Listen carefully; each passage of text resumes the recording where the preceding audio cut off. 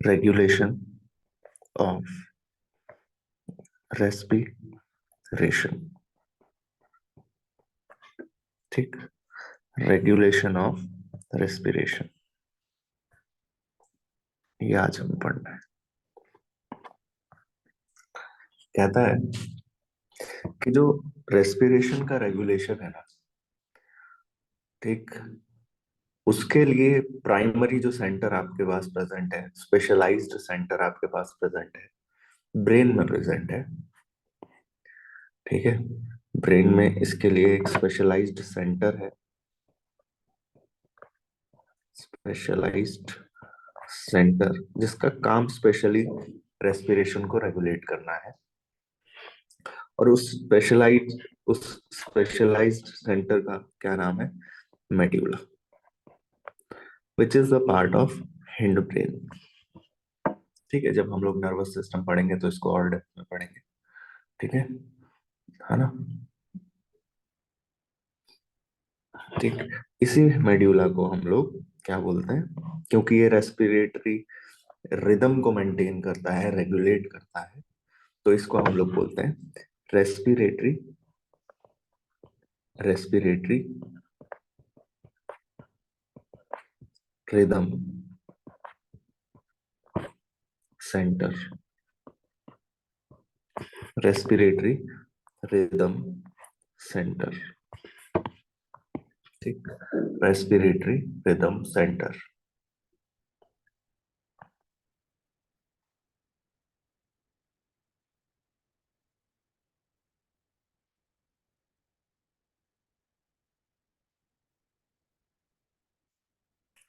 अब इसमें भी रेस्पिरेटरी रिदम सेंटर में भी कुछ ग्रुप्स होते हैं।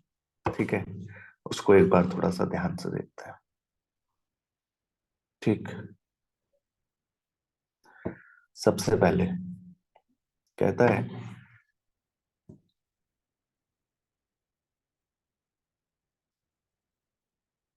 इसमें एक ग्रुप होता है रेस्पिरेटरी मेड्यूला में ही। ठीक है, मेड्यूला में ही तीन रीजन्स हैं।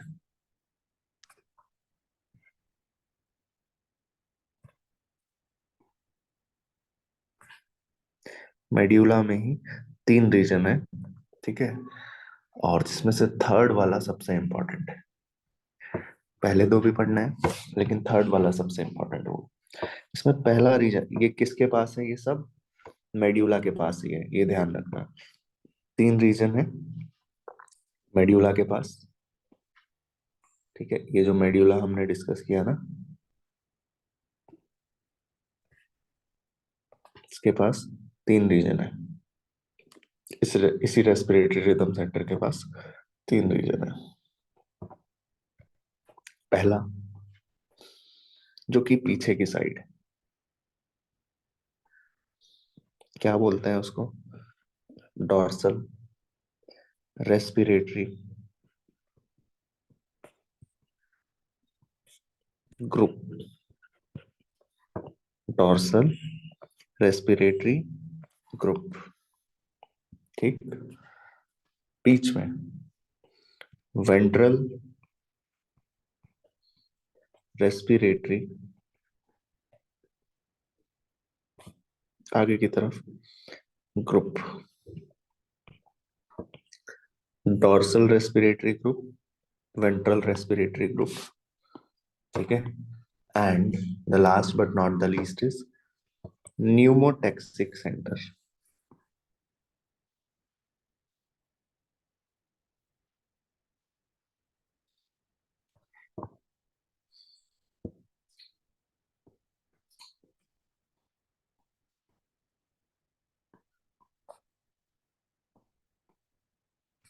Pneumotaxic centre. ठीक है,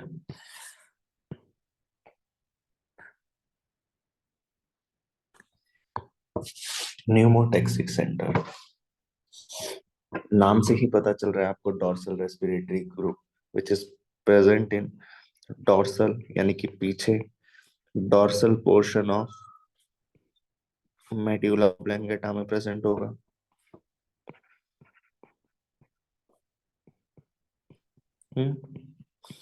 dorsal portion of medulla oblongata में प्रेजेंट होगा। ठीक है। यहाँ से जो सिग्नल्स आते हैं, क्या मेंटेन करता है? जो सिग्नल्स आते हैं, सिग्नल्स सिग्नल्स जो न्यूरॉन्स के थ्रू आते हैं, वो क्या मैनेज करते हैं? Basic respiratory rhythm. Respiratory rhythm क्या है? Nothing but inspiration and expiration. ठीक है, इनहेल, एक्सेल। वो किस तरह से रिदम मेंटेन्ड है? एक रिदम ही तो है ना? ऑल्टरनेट मैनर में चल रहा है, इंस्पायरेशन एक्सपायरेशन। तो वो बेसिक रेस्पिरेटरी रिदम का जो सिग्नल है, जो इन न्यूरॉन से जो जनरेट होता है, वो डॉर्सल रेस्पिरेटरी ग्रुप से होता है। ठीक है। और ये न्यूरॉन्स के थ्रू ये मैसेज, बेसिक कि आपको सिग्नल आता है डॉर्सल रेस्पिरेटरी ग्रुप से न्यूरॉन्स के थ्रू, और यही मैसेज न्यूरॉन्स के थ्रू कि बेसिक रेस्पिरेटरी रिदम मेंटेन रखना है, ये जाता है किस तक? ये पहुंचता है डायफ्राम तक। ये पहुंचता है डायफ्राम तक। ये पहुंचता है ईआईसीएम तक। एंड ईआईसीएम क्या बताया गया था आप लोगों को? याद आ रहा है? EICM, Yes, sir. External intercostal muscle. Right, external intercostal muscles. Then it is VRG. इसको हम बोलते हैं डीआरजी, और इसको क्या बोल सकते हैं? वी आर जी। ठीक है, डीआरजी वीआरजी। तो न्यूरॉन्स आर लोकेटेड ऑन, यहाँ पर जो न्यूरॉन्स हैं, वीआरजी ग्रुप वाले जो न्यूरॉन्स हैं, ठीक है, वो एंटेरो लेटरल, मतलब आगे की तरफ साइड में, ठीक है, प्रेजेंट होते हैं।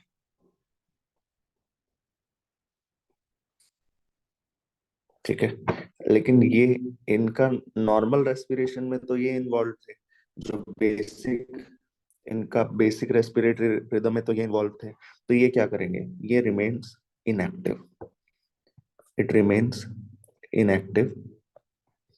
जब नॉर्मल रेस्पिरेशन चल रहा होता है तो इट रिमेन्स इनएक्टिव। ठीक है, during normal respiration. During normal respiration it remains inactive. ठीक।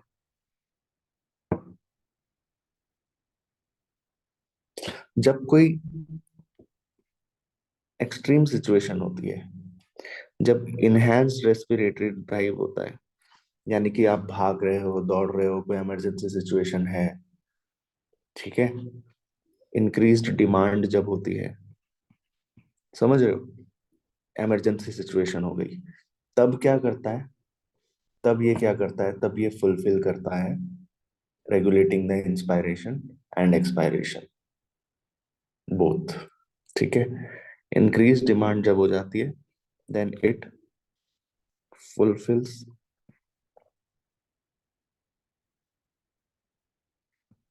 इंक्रीज डिमांड कब होती है पता चला ना आपको? जब हम भागते हैं, दौड़ते हैं इमरजेंसी सिचुएशन में। ठीक है। Fulfil demand, fulfils the demand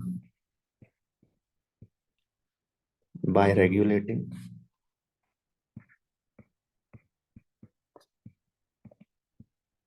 both.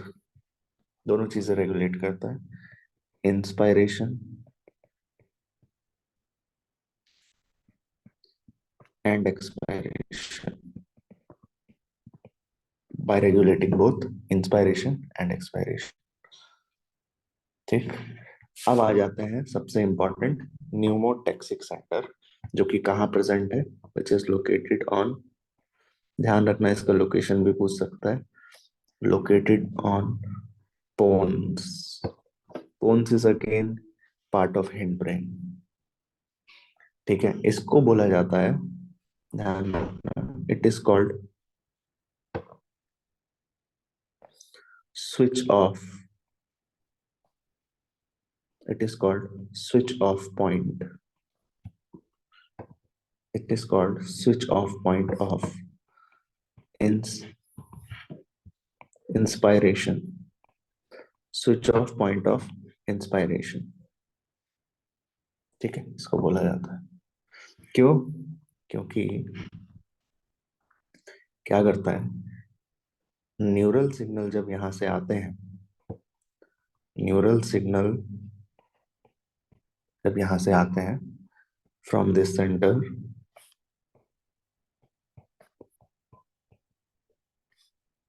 can reduce the duration of inspiration, can reduce the duration of inspiration.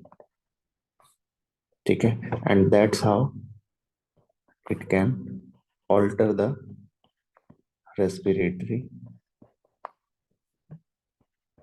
rate. इस तरह से ये रेस्पिरेटरी रेट को चेंज करता है, ऑल्टर करता है।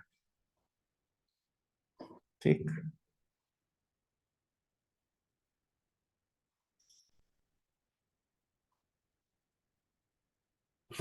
चलो, तीन तीन रेस्पिरेटरी रिदम सेंटर्स जो है उसके तीन पार्ट्स हम लोगों ने पढ़े। First was dorsal respiratory group जो पीछे की तरफ है, आगे की तरफ जो है वो वेंट्रल रेस्पिरेटरी ग्रुप है, और एक बोन्स में प्रेजेंट है न्यूमोटैक्सिक सेंटर। क्या इतना समझ आया हमको? Yes, sir. हम्म।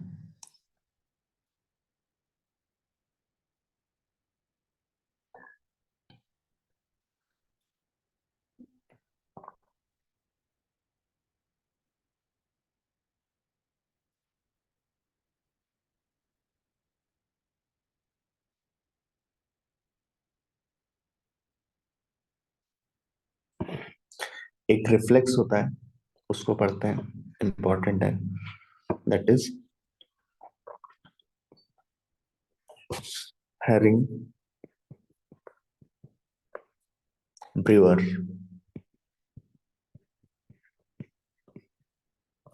Herring Brewer reflex arc. Herring Brewer reflex arc. Herring Brewer reflex arc. Herring Breuer reflex arc क्या कहता है कि जो वॉल्स होती हैं, इन वॉल्स ऑफ टर्मिनल ब्रोंक्यूल्स, जो लास्ट की ब्रोंक्यूल्स होती हैं, या फिर अगर हम बात करें एंड, ठीक है, आर्ट्रिया, जो आर्ट्रिया है, पल्मोनरी आर्ट्रिया, वहां पे स्ट्रेच रिसेप्टर्स प्रेजेंट होते हैं। वहां पे स्ट्रेच रिसेप्टर्स प्रेजेंट, उनकी वॉल्स में, टर्मिनल ब्रोंक्यूल्स की वॉल्स में, और आर्ट्रिया, आर्ट्रिया में स्ट्रेच रिसेप्टर्स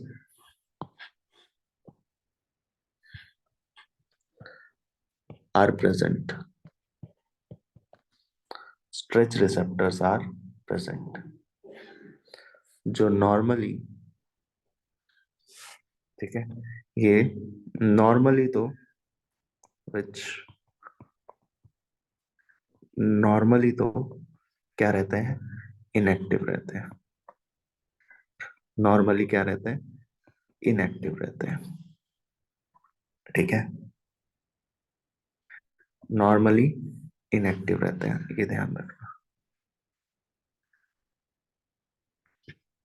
तो फिर ये स्ट्रेच रिसेप्टर्स एक्टिवेट कब होते हैं?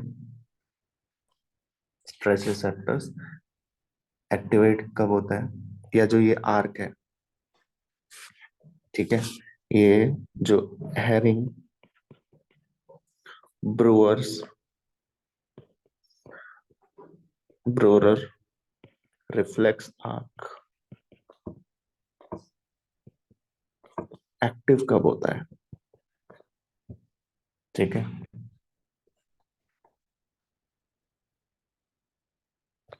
एक्टिव कब होता है? when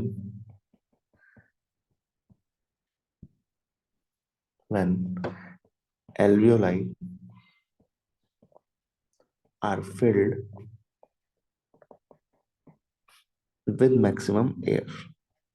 एल्वियोलाई में पूरा एयर फुल हो चुका है मैक्सिमम लेवल तक। अब हम ये चाहते हैं कि एल्वियोलाई फट ना जाए, फट ना जाए, समझ रहे हो? अब हम ये चाहते हैं कि ये जो एल्वियोलाइज है वो बर्स्ट ना हो जाए, ओवर स्ट्रेच ना हो जाए। तो उसको प्रिवेंट करने के लिए ये इनहिबिटरी सिग्नल देता है ये, ठीक है। When alveoli are filled with maximum air, ठीक है, ये एक्टिव हो जाते हैं। और एक्टिव होके करते क्या है, अभी जैसा मैंने बताया, एक्टिव होने के बाद जैसे ही ये फिल होंगे, ठीक है, जैसे ही ये फिल होंगे इट बिकम्स, ठीक है, it becomes active and sends inhibitory signals, inhibitory signals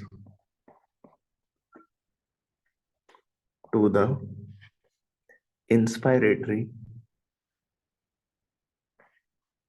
to the inspiratory center। वही जो हमने पढ़ा था ना, नीमोटैक्सिक सेंटर, ठीक है, वो इंस्पायरेटरी सेंटर, या जो रेस्पिरेटरी रिदम सेंटर है सो कॉल्ड, वैसे याद रख सकते हो। इंस्पायरेटरी सेंटर को बोलेगा भाई एल्वेओलाई फुल हो चुका है, अब आपको इंस्पायरेशन करने की जरूरत नहीं है, ठीक है, जस्ट स्विच ऑफ। क्या कर दिया जाए, स्विच ऑफ क्या करना चाहिए अब हमें? क्या रोकना है अब हमें? अगर एल्वेओलाई फुल हो चुके हैं तो क्या रोकेंगे हम? बोलो। Inspiration. To switch off inspiration, right, to switch off inspiration.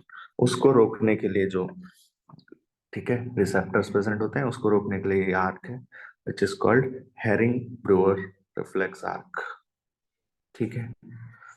इससे क्या प्रॉफिट होता है आपको, क्या बेनिफिट मिल गया इससे? से ये बेनिफिट मिला, दिस प्रिवेंट्स, अभी बताया था मैंने, this prevents, this prevents the alveoli, this prevents the alveoli from overstretching,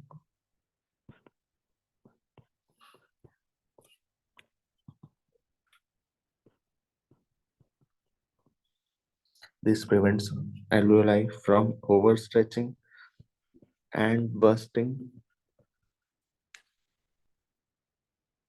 ठीक,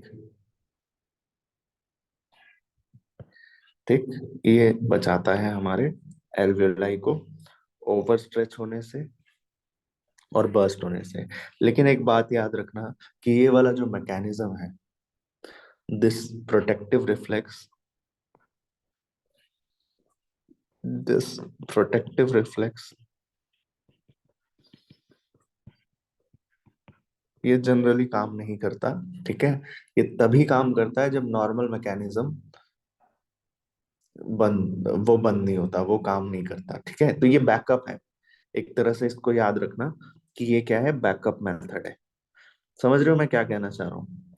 देखो ये वाली लाइन समझोगे तो आपको समझ आएगा कि जैसे क्या होता है, आपने कभी कार में कार में नोटिस किया है, ड्राइविंग सीट, बैठे हो आप उसमें, कभी आपने ड्राइविंग सीट नोटिस की है? उस कार में दो ब्रेक्स होते हैं, ठीक है।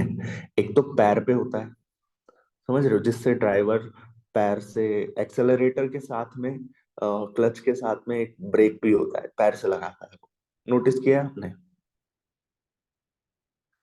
Yes, hello. sir. और एक ब्रेक और होती है कार में, which is just just behind the just behind the gear, जहां से वो गियर लगाते हैं ना, उसके ठीक पीछे आपको मिलेगा, और उसको बोलते हैं हैंड ब्रेक, उसको बोलते हैं हैंड ब्रेक। तो ये भी देखा है कि ये दोनों ब्रेक्स देखें, एक पैर से लगता है और एक हाथ से लगता है, देखा है? Yes, sir. तो बोलते हैं ऐसा कि जब पैर वाली ब्रेक्स काम नहीं करती तो हैंड ब्रेक, पैर वाली ब्रेक्स जब काम नहीं करती तो जब हैंड ब्रेक आप लगाओगे ना बिल्कुल, तब आप हैंड ब्रेक लगाते हो, और हैंड ब्रेक जैसे ही लगाते हो ना कार में, पूरे पूरी कार जो है आपकी, वो वो क्या करती है, चारों के चारों पहिए उसी समय पर रुक जाते हैं। This is the emergency brake. ठीक है, this is the emergency brake. तो this is the emergency brake. Hering Breuer reflex arc is the emergency brake. Alveoli full हो चुके थे, मैक्सिमम एयर यहाँ पर आ चुका था। ठीक है, उसको इनिबिटरी सिग्नल भेजना है इंस्पायरेटरी सेंटर को कि भाई रोको। ठीक है, क्योंकि एल्वियोलाई मैक्सिमम एयर तक फिल हो चुके हैं। अगर अब भी अगर इंस्पायरेशन होता रहा तो एल्वियोलाई बर्स्ट कर जाएंगे, ओवर स्ट्रेच हो जाएंगे। ठीक है, उसके लिए हमारे पास स्विच ऑफ मैकेनिज्म होता है इंस्पायरेशन का, लेकिन अगर वो काम नहीं किया तो this is the emergency break. समझ आया कि नहीं? This protective reflex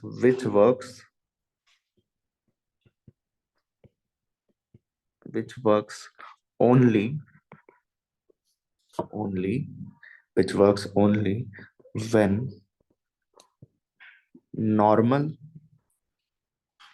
mechanism when normal mechanism of switch off normal mechanism of switch off of inspiration does not work does not work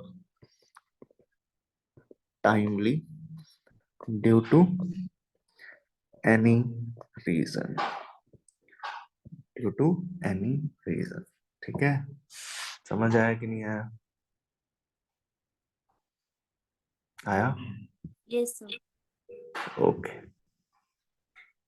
ठीक है।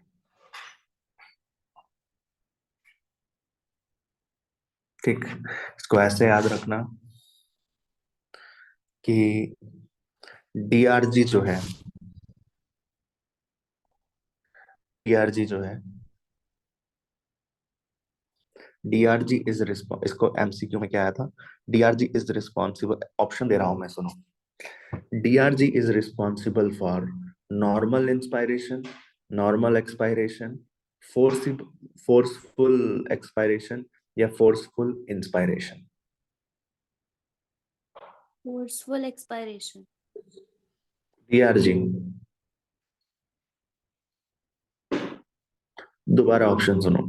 DRG is responsible for normal inspiration, normal expiration, forceful inspiration, forceful expiration.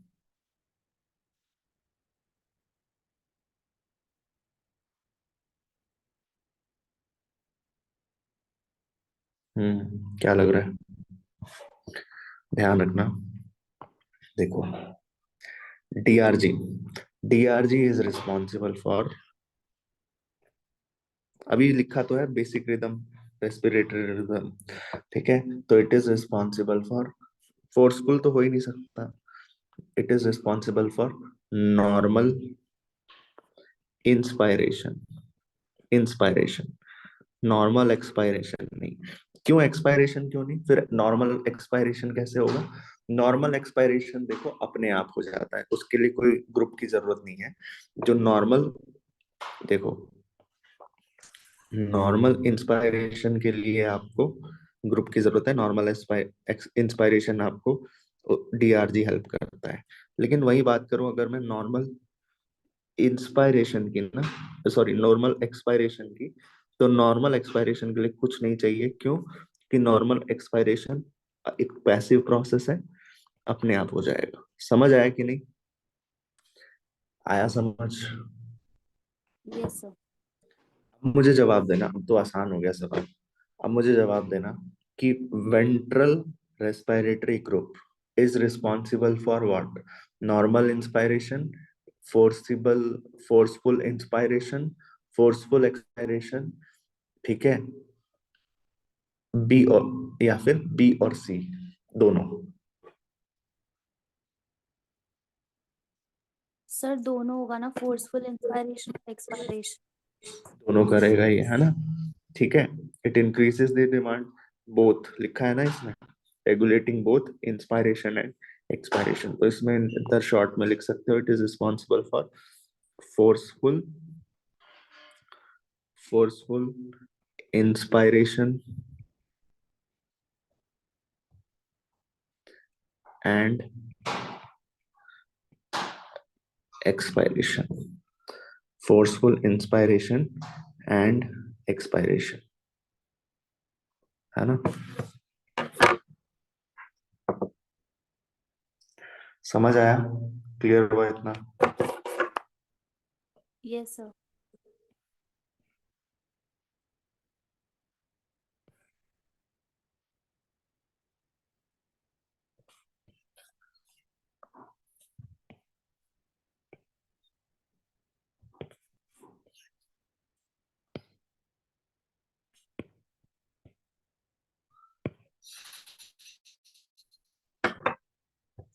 अब pneumotaxic centre फिर क्या है? Pneumotaxic centre क्या करता है? It decreases the duration of inspiration. Specific बोला है इंस्पायरेशन। अगर इंस्पायरेशन का रेट आप डिक्रीज करोगे,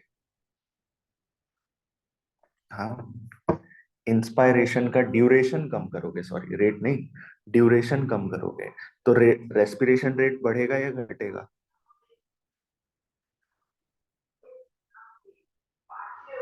बताओ, रेट ऑफ रेस्पिरेशन बढ़ेगा या घटेगा? तो बहुत बेसिक सवाल हुआ ये तो। अगर मैं टाइम कम कर दूंगा होगा जल्दी भैया, से, क्या होगा? बढ़ेगा। बढ़ेगा, है ना? बढ़ेगा। और तुम बहुत जल्दी आ रहे हो भाई। भव्या और कविता, क्लास टाइम से क्यों नहीं लेते हो तुम लोग? भैया आपकी शुरू करते ही आ गए भैया थे। जब स्टार्ट हुई थी तभी आई थी। कितने बजे? मैं तो देखा 7 बजे, तुम लोग नहीं थे। 7:10। ज्वाइन की थी भैया। 7 बजे क्लास है, 7 7 बजे दिखो क्लास में, ठीक है? भैया आज सात- टेस्ट था ना तो लगा कि नहीं होगी। नहीं नहीं नहीं, मैंने मैसेज भी किया है, होगी। ठीक है, नेक्स्ट संडे आप लोगों का टेस्ट है, उसका, सॉरी नेक्स्ट मंडे होगा आप लोगों का टेस्ट, जो उसमें ये 3 चैप्टर्स आ रहे हैं ह्यूमन फिजियोलॉजी के, बड़े बड़े, body fluid and circulation, body fluid and circulation, breathing and exchange of gases, और excretory product and its elimination. ठीक है, ये 3 चैप्टर्स आ रहे हैं, जिसमें से 2 हो जाएंगे। ठीक है, और अब इस वीक में हम लोग तीसरा भी कर लेंगे। ठीक है, समझ आया? तो थोड़ा सा सीरियस हो जाओ, ध्यान से देखो। और 2 बच्चे अभी भी गायब हैं। हम्म, ठीक है। देखो, कोई नहीं, रेट ऑफ रेस्पिरेशन इससे क्या होगा? इंक्रीज होगा, डिक्रीज होगा? इंक्रीज होगा। That increases the rate of respiration. ये ध्यान रखना। कम, जल्दी जल्दी अगर कम ड्यूरेशन में रेस्पिरेशन हो रहा है तो इंक्रीज ही होगा ना। ठीक है, ओके, इतना ध्यान रखना। हम्म, ठीक।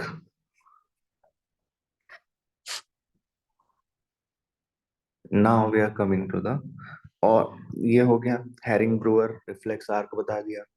ठीक है, उसके बाद हम बात करते हैं chemo receptor, chemo sensitive area एक रहता है हमारे पास।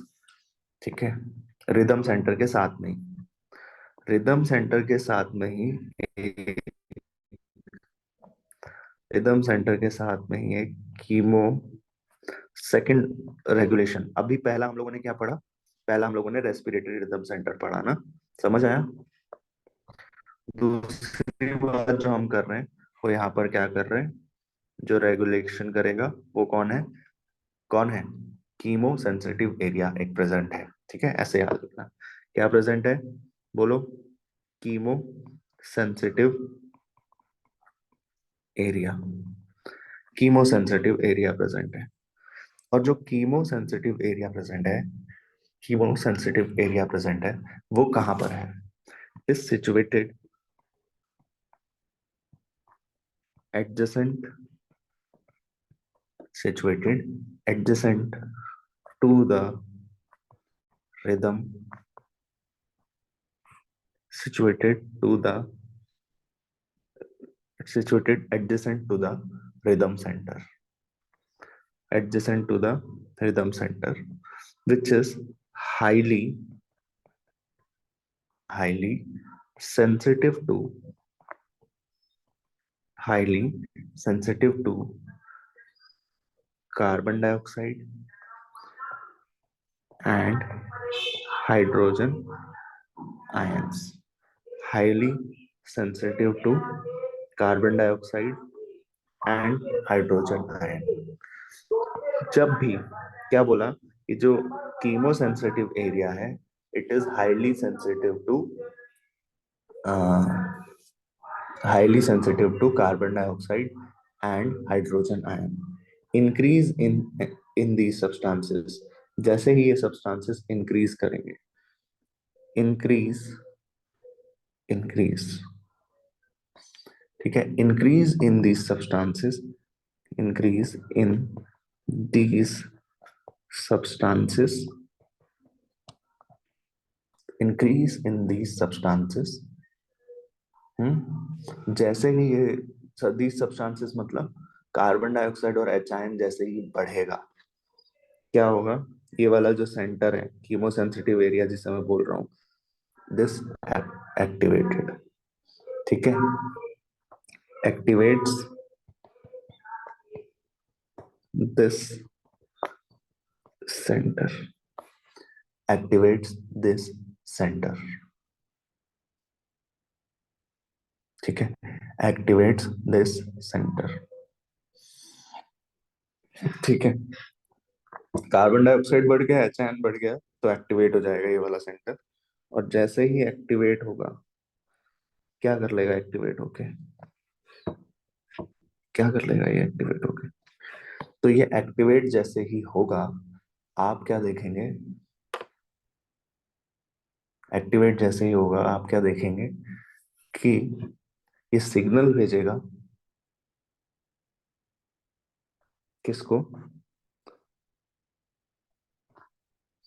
रिदम सेंटर को, इट सेंड्स सिग्नल, क्योंकि देखो ध्यान देना,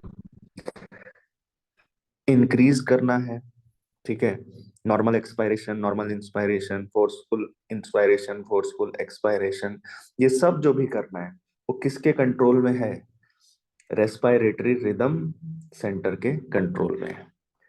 बाकी जो है वो इन्फॉर्म कर सकते हैं, ठीक है, बाकी इन्फॉर्म कर सकते हैं कि भाई बाकी इन्फॉर्म कर सकते हैं कि उसको बढ़ाओ घटाओ, कुछ हुआ है, ये हुआ है, वो हुआ है, ठीक है, ये एक तरह से संदेश वाहक है, या जो ये रिफ्लेक्स भी है, ठीक है।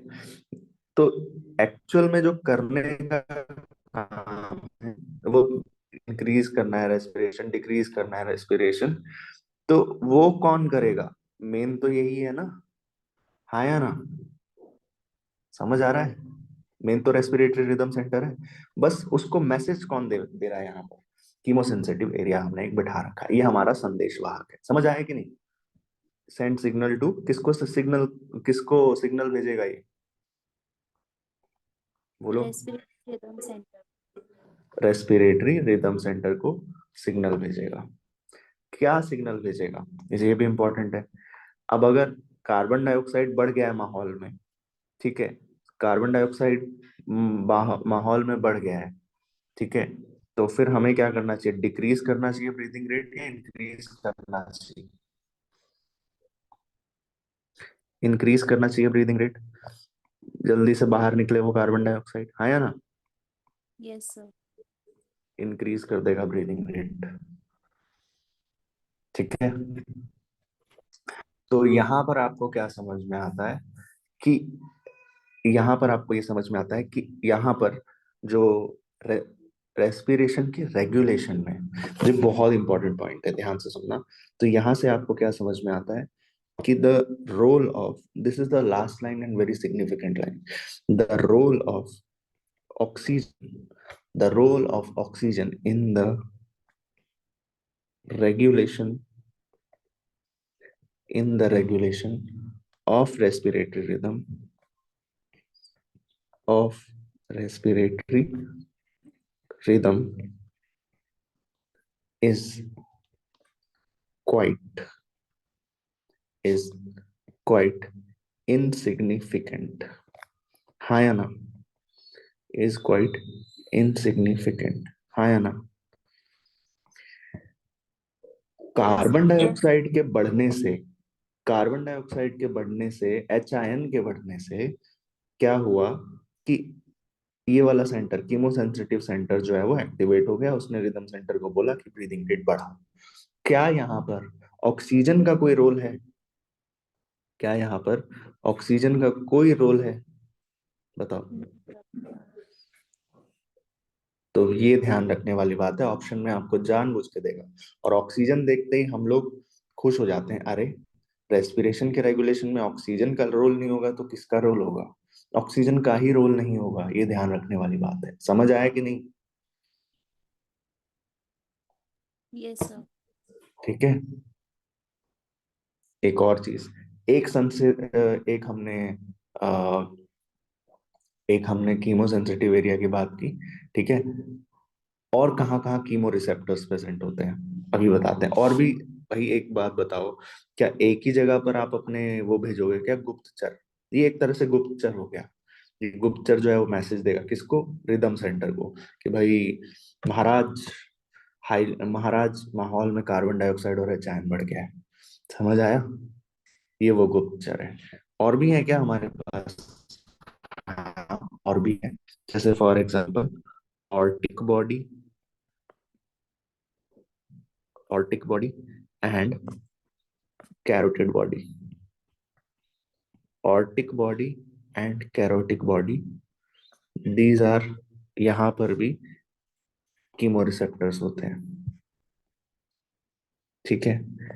कीमो रिसेप्टर्स होते हैं यहाँ पर भी, कीमो रिसेप्टर्स होते हैं। ठीक है। कहाँ कहाँ पर? ऑर्टिक बॉडी नाम समझ आ रहा है, कहाँ पर होगा? आउटा, है ना? ऑर्टिक आर्क, ऑर्टा पता है या भूल गए? Largest artery. और कैरोटिड बॉडी भी समझ आ रहा है, which supplies oxygenated blood to the brain, carotid artery. तो यहाँ पर कीमो रिसेप्टर्स प्रेजेंट है। इनका भी काम क्या होगा, जल्दी से बताओ? They will recognise the carbon dioxide and HIN concentration. Oxygen का तो कोई लेना देना नहीं है। अगर जैसे ही इनका कंसंट्रेशन बढ़ा, they will send signal to what? किसको सिग्नल भेज देंगे ये? Respiratory rhythm centre. Respiratory rhythm centre. ठीक है। और कैसे कैसे रेगुलेट होता है ये जो रेस्पिरेटरी रिदम सेंटर होता है? रेस्पिरेटरी रिदम सेंटर होता है, ठीक है, it also gets affected by body temperature, body pressure, blood pressure. ठीक है। जब आपको पता है बॉडी ये अफेक्ट होता है अगर टेम्परेचर बढ़ेगा। ठीक है। अगर बॉडी का टेम्परेचर बढ़ेगा तो बताओ रेस्पिरेशन रेट बढ़ेगा या घटेगा?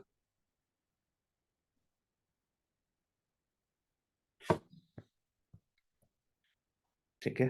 बोलो। The activity,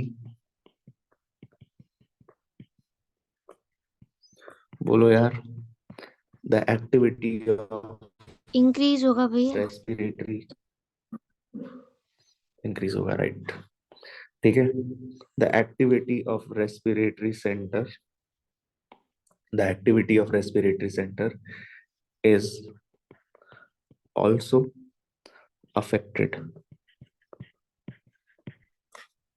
by, first thing, body temperature,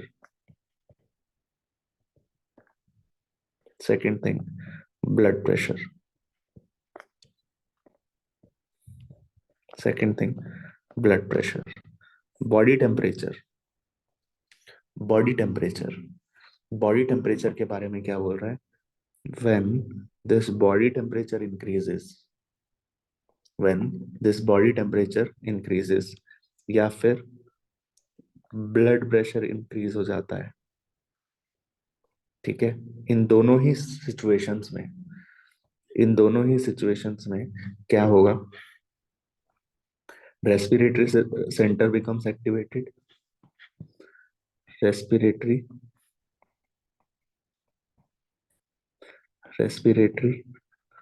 centre gets activated, ठीक है, और वो इन रिटर्न क्या करेगा, बताओ, they will increase the respiration rate. इससे बाहर रेस्पिरेशन ऑफ रेगुलेशन पढ़ना नहीं है, ठीक है। यहीं पर हमारा टॉपिक क्लोज होता है, रेगुलेशन ऑफ रेस्पिरेशन। ना इससे ज्यादा पढ़ना है, ना इससे कम। समझ आया कि नहीं आया? समझ आया? Hello, is it clear to all? हाँ भैया। Yes. ठीक है, गुड।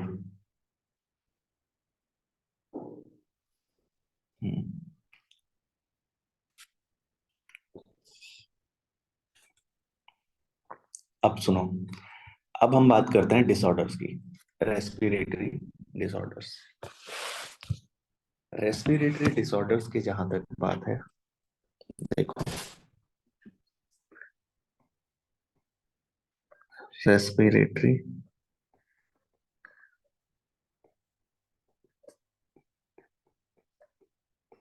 डिसऑर्डर्स खत्म होगा आज ये चैप्टर। देखो, रेस्पिरेटरी डिसऑर्डर्स,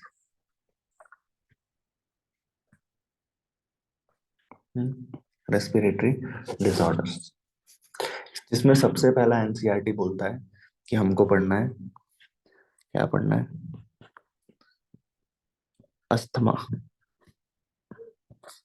अस्थमा का क्या मतलब होता है? डिफिकल्टी इन ब्रीदिंग, सांस लेने में तकलीफ होना, व्हीजिंग होगी जिसकी वजह से, इन्फ्लामेशन। क्यों हो रहा है ये सब? इन्फ्लामेशन हो गया ब्रोंकाई और ब्रोंक्यूल्स का सिंपल, ऐसे याद रखना। It is just difficulty difficulty in breathing, ठीक है। इसलिए वो देखा है पंप वगैरह लगा के रखते हैं, वो साथ में ऑक्सीजन पंप रखते हैं, ठीक है। उसमें क्या रहता है, प्रेशर, प्रेशर से वो एयर जा रही होती है, ऑक्सीजन जा रही होती है, कॉजिंग व्हीजिंग। व्हीजिंग समझे ना, क्या ऐसा वाला साउंड, ठीक है, करते हैं ना वो, Yes, sir. ठीक है, कॉजिंग व्हीजिंग ड्यू टू। अरे यार, याद आया मुझे, अपने बैच में थी ना एक लड़की,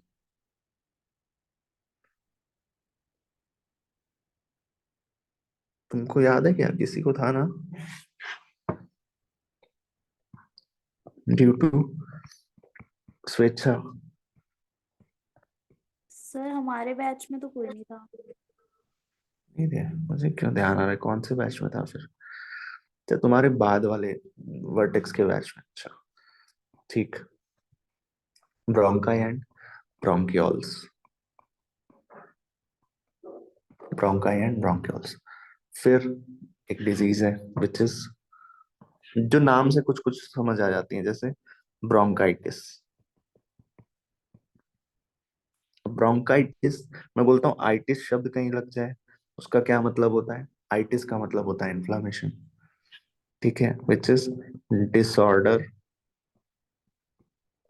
डिसऑर्डर ऑफ ब्रोंकाई, ठीक है, disorder of bronchi, disorder of bronchi in, ठीक है, ब्रोंकाई ब्रोंक्यूल्स में स्वेलिंग या इन्फ्लामेशन, ठीक है। तो रेगुलर, रेगुलर स्वेलिंग, इन्फ्लामेशन मतलब स्वेलिंग ना, swelling and itching of bronchi, ठीक है, जिसकी वजह से क्या होगा, इंसान रेगुलरली खांसता रहेगा, रेगुलरली कफिंग, ठीक। नेक्स्ट इज एम्फाइसीमा, एम्फाइसीमा क्या है? एम्फाइसीमा एम्फाइसीमा पहले तो ध्यान रखना एक टाइप ऑफ सीओपीडी है। सीओपीडी क्या होता है? सीओपीडी का मतलब होता है क्रोनिक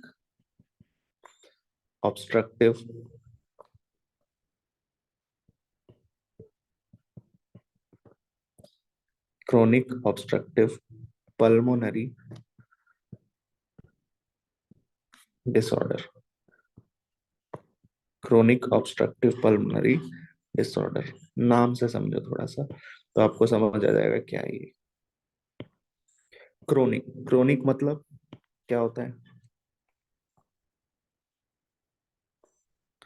क्रोनिक मतलब क्या होता है यार? ये लाइफ टाइम रहता है। जो लंबे समय के लिए चल रही है कोई बीमारी, उसको आप क्रोनिक बोलते हैं, ठीक है। लंबे समय मतलब some time it can be to the life time, ठीक है, उसको बोलते हैं क्रोनिक डिसऑर्डर्स। तो क्रोनिक मतलब कि बहुत लंबे समय से अगर कोई सिगरेट स्मोकिंग कर रहा है तो उसकी एल्वियोलाई की वॉल्स डैमेज हो जाती हैं, ठीक है, और उसे पल्मोनरी डिसऑर्डर होगा। Which kind of type of pulmonary disorder is emphysema. तो सीओपीडी का सिर्फ एक टाइप है, एक मतलब सीओपीडी में बहुत सारी डिजीजेस आती हैं, और उस सीओपीडी में जो बहुत सारी डिजीजेस आती हैं जिसमें उसका एक टाइप है एम्फाइसीमा, उसका एक एग्जाम्पल है एम्फाइसीमा। और भी डिसऑर्डर्स होते हैं जो सीओपीडी में पड़ते हैं, अभी फिलहाल आपको एम्फाइसीमा पढ़ना है, ठीक है। जैसा हमें पता चला, और ये होता क्यों है? सिगरेट पीने से, लॉन्ग टर्म सिगरेट पीने से, ऐसा नहीं कि आज पी लिया कल हो गया, लॉन्ग टर्म। तो क्रोनिक डिसऑर्डर जिसमें इन विच alveolar walls in which alveolar walls are damaged, in which alveolar walls are damaged,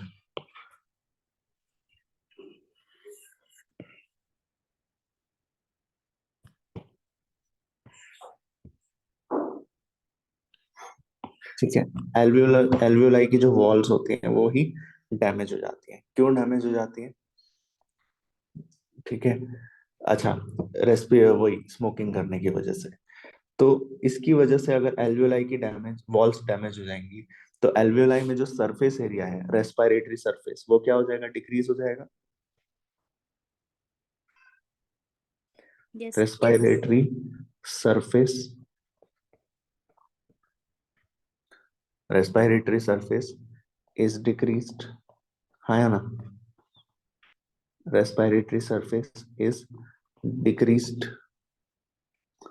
तो रेस्पिरेटरी सरफेस डिक्रीज हो गया तो सांस लेने में दिक्कत होगी, ठीक है। मेजर कॉज क्या है? बताओ, अभी बताया क्या है major cause? Smoking. Smoking. Major cause is cigarette smoking, ठीक, cigarette smoking,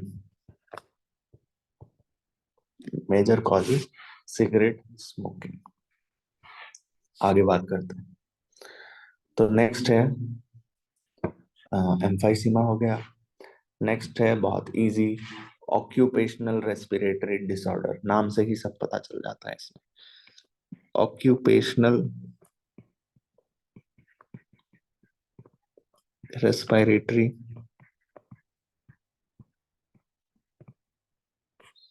disorders. Occupational respiratory disorders क्या मतलब है इसका? कि कुछ लोग जो इंडस्ट्रीज में काम करते हैं, फैक्ट्रीज में काम करते हैं, ठीक है, स्पेशली कहाँ पर? ग्राइंडिंग एरिया में, ठीक है, ग्राइंडिंग एरिया में काम करते हैं, स्टोन स्टोन ब्रेकिंग वाले जगह पे काम करते हैं, ठीक है, माइनिंग वगैरह करते हैं, ठीक है, डस्ट डस्ट वहां पे होती है। फैक्ट्रीज फैक्ट्रीज में जो वर्कर काम करते हैं, माइनिंग एरियाज में जो काम करते हैं, ठीक है, जो क्या बोलते हैं, कंस्ट्रक्शन वर्कर्स होते हैं, कंस्ट्रक्शन, बहुत सारे ऐसे कंस्ट्रक्शन वर्कर्स होते हैं, ठीक है। वहां पे उन एरियाज में क्या होता है? डस्ट डस्ट तोड़ती है बहुत सारी, है ना, डस्ट तोड़ती है, और ये डस्ट के एक्सपोजर से, डस्ट का जब लॉन्ग एक्सपोजर, बहुत लंबे समय से, अब हम लोग जब जाते हैं तो हम लोग उतने में क्या करते हैं, मास्क लगा लेते हैं या फिर क्या बोलते हैं, नाक पे रुमाल रख लेते हैं। तो और वो तो उनका तो लॉन्ग एक्सपोजर है, ठीक है, उनका तो काफी लॉन्ग एक्सपोजर है, वो तो दिन रात वहीं पे काम कर रहे हैं, ठीक है। तो उनका डिफेंस मैकेनिज्म भी कोप अप नहीं कर पाता है। उनका जो डिफेंस मैकेनिज्म है, लॉन्ग एक्सपोजर दोगे तो डिफेंस मैकेनिज्म तो फेल ही करेगा ना।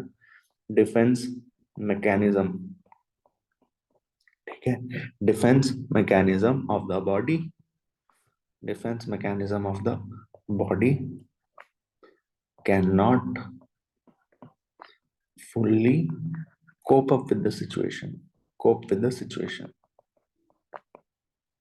ठीक है, cope with the situation, ठीक है। तो इस लॉन्ग एक्सपोजर की वजह से क्या होता है, इस लॉन्ग एक्सपोजर की वजह से क्या होगा, इस लॉन्ग एक्सपोजर की वजह से आप क्या देखेंगे कि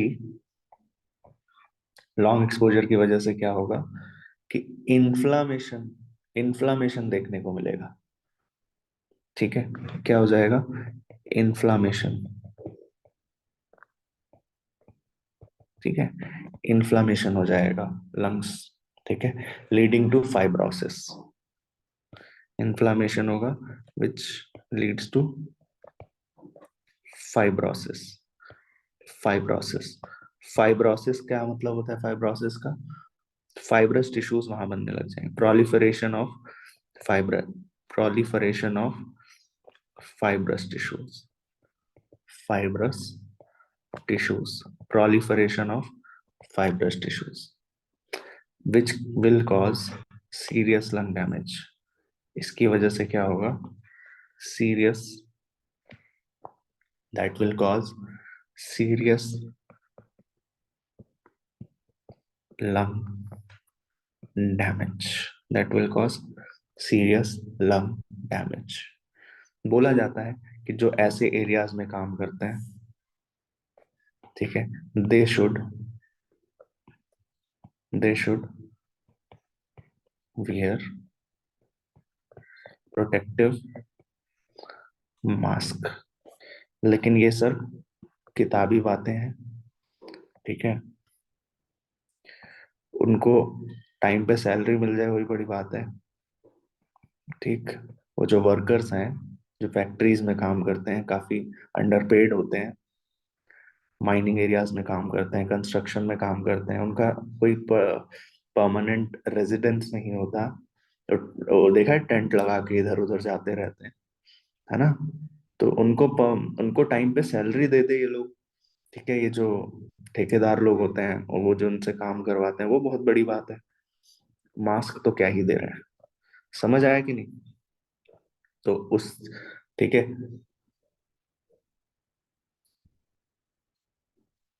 एस्बेस्टोसिस, सिलिकोसिस या एस्बेस्टोसिस जैसी प्रॉब्लम होती है, ठीक है, सिलिका एस्बेस्टोसिस, ठीक है। देखो क्या हुआ, एक और चीज है, fifth, fifth is rhinitis, rhinitis, rhinitis क्या होता है, inflammation of, inflammation of nasal tract, that's it, inflammation of nasal tract। Note कर रहे हो आप लोग। Yes sir. एक लास्ट हम लोग ऑलरेडी पढ़ चुके हैं, दैट इज हाइपोक्सिया। क्या बताया था हाइपोक्सिया, लास्ट चैप्टर में पढ़ा था, लो ऑक्सीजन सप्लाई टू टिश्यूज, यही पढ़ा था ना लास्ट क्लास, लास्ट उसमें चैप्टर में। Yes sir. पढ़ा था कि नहीं पढ़ा था। एक होता है एस्फिक्सिया, एस्फिक्सिया शायद हम लोग डिस्कस कर चुके हैं, कार्बन मोनोऑक्साइड की जो, की वजह से जो suffocation, it is the state of suffocation. It is the state of suffocation. Suffocation कब होगी? Due to high carbon dioxide concentration, due to high carbon dioxide concentration और लो ऑक्सीजन कंसंट्रेशन। ठीक है, लो ऑक्सीजन कंसंट्रेशन। ये हम लोगों ने discuss किया था क्या, जब मैंने बताया था क्या, वो एक टाइम ऐसा आता है अ, ये तो बता दिया था, कार्बन मोनोऑक्साइड पॉइजनिंग बता दिया था ना। ये देखो, ये भी एक कंडीशन हम डिस्कस कर चुके हैं, याद आ रहा है? If a person स्लीप्स in a closed room with a lamp burning, absence of sufficient amount of oxygen, क्या इसकी वजह से क्या उसको हाइपोक्सिया हो सकता है, एस्फिक्सिया हो हाइपोक्सिया हो सकता है कि नहीं हो सकता है? हो हो सकता गई है। ना। और एस्फिक्सिया भी है ना, और उसकी वजह से डेथ भी हो सकती है। Carbon monoxide binds to haemoglobin 250 times faster than oxygen, ध्यान रखना। ठीक है, इतना ध्यान रखोगे? क्लियर है ना इतना? हाँ भैया।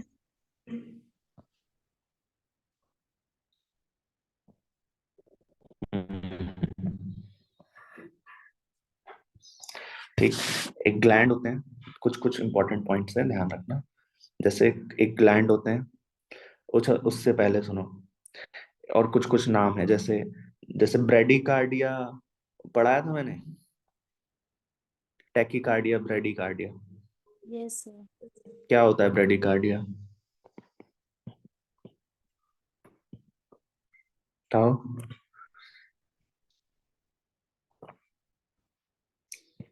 ऐसे ही होता है ब्रेडिनिया। ठीक है, और क्या बोलते हैं उसको? हाइपोनिया। ब्रेडिनिया या हाइपोनिया मतलब स्लो ब्रीदिंग। ठीक है, it is the state of slow breathing.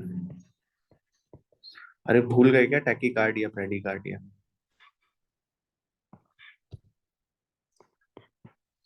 याद करो जल्दी। ठीक है, अच्छा, अगर फास्ट हो गई तो क्या बोलेंगे? Rapid breath. रैपिड ब्रेथ को क्या बोलेंगे? छोटे छोटे टर्म्स हैं, कोई डिजीज कंडीशन ऐसा है नहीं, तो लेकिन ये पता होने चाहिए आपको। हाइपरनिया। हाइपरनिया मतलब, हाइपरनिया का क्या मतलब होता है? इसका मतलब होता है fast state of, this is the state of fast breathing, state of fast breathing. 10th। और क्या टर्म है? ऐसे ही एक टर्म होता है एपनिया। एपनिया, एपनिया का क्या मतलब होता है? उधर स्लो था, इधर फास्ट था, इधर क्या है? State of stoppage of breathing temporarily. आ ही नहीं रही है सांस सांस, तो स्टॉपेज ऑफ ब्रीदिंग टेम्पररीली। ठीक है, टेम्पररीली। ये हो गया एपनिया। ऐसे एक कंडीशन होती है जिसको बोलते हैं डिस्निया। डिस्निया, एपनिया, डिस्निया, हाइपरनिया, हाइपोनिया, ध्यान रखना। ठीक है, डिस्निया। डिस्निया पेनफुल ब्रीदिंग, ये शायद हम लोग डिस्कस कर चुके हैं। पेनफुल ब्रीदिंग, ब्रीदिंग किस वजह से होगी painful breathing? Due to pleurisy. Pleurisy क्या होता है, कौन बताएगा? याद है किसी को? रिवाइज नहीं कर रहे हो? हम्म, स्वेच्छा, भव्या, कविता, सानिका, त्रिषा, बताओ। प्लूरीसी, इन्फ्लामेशन भूल गए क्या? स्वेच्छा, प्लूरल फ्लूइड में इंफ्लेमेशन। प्लूरल मेम्ब्रेन में इन्फ्लामेशन होना है ना, कहाँ गया? Yes sir. हम्म, जाता है। लंग्स यहीं कहीं बताया था। सर वही वहीं पे है, पिंक कलर से हाँ, ये रहा। Inflammation of pleural membrane that is pleurisy, problem in breathing, painful breathing, और उससे क्या बोलोगे आप? डिज्नी, बताया था ना। ठीक है, यस सर। ठीक।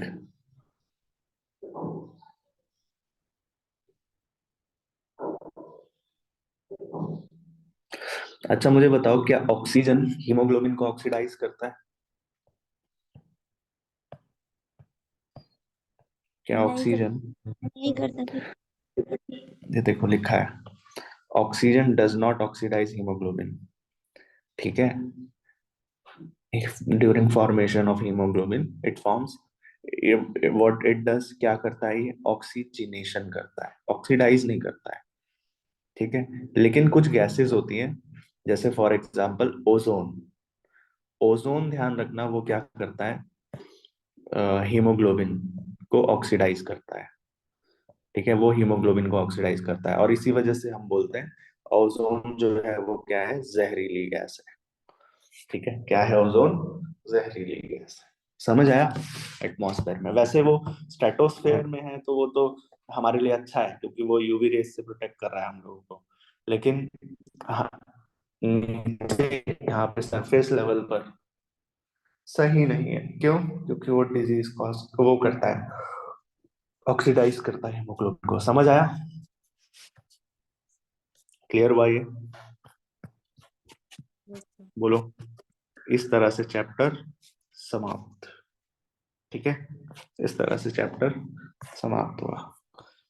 और जो तुम लोगों ने नहीं बताया जवाब, tachycardia, bradycardia. Sir heart beat rate बढ़ जाना 90 टाइम्स बढ़ जाता है पर मिनट, तो उसे बोलते हैं ब्रेडिकार्डिया, और कम हो जाए तो ट्रैकीकार्डिया। उल्टा नहीं बताया तुमने। टैकीकार्डिया 90 बीट्स पर मिनट बढ़ जाएगा, 72 बीट्स पर मिनट नॉर्मल होता है।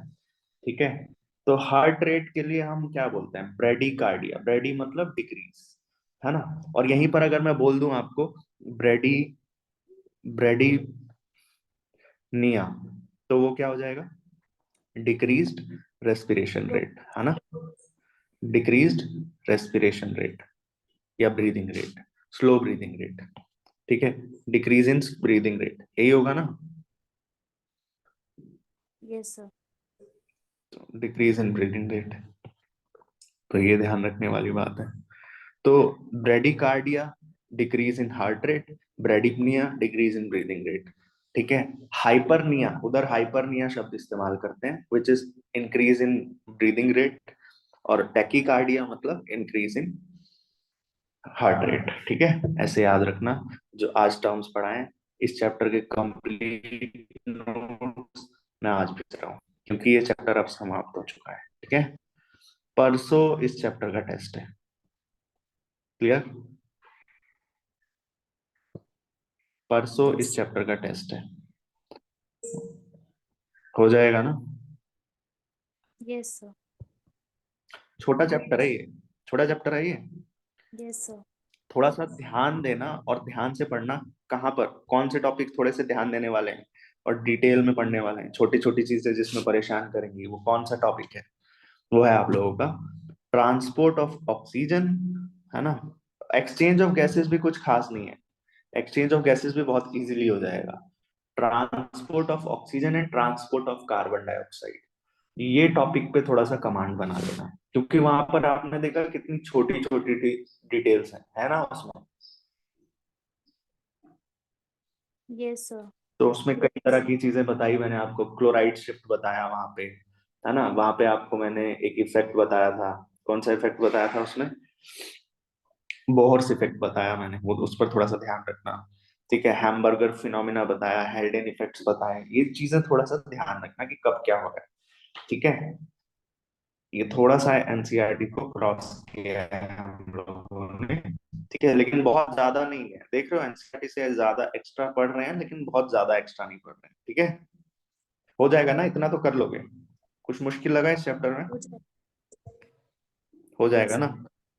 अब इसके बाद हम लोग शुरू करेंगे chapter that is excretory product and there elimination, कल से। ठीक है, कल से ही स्टार्ट करेंगे। ठीक है, कल से, कल हमारी क्लास है और कल हम लोग स्टार्ट करेंगे excretory product and there elimination. ये चैप्टर भी थोड़ा सा इंटेंस हो जाएगा। तीनों बढ़िया चैप्टर दिए हुए हैं, लेकिन ज्यादा बड़ा चैप्टर नहीं है, अच्छी बात यह है।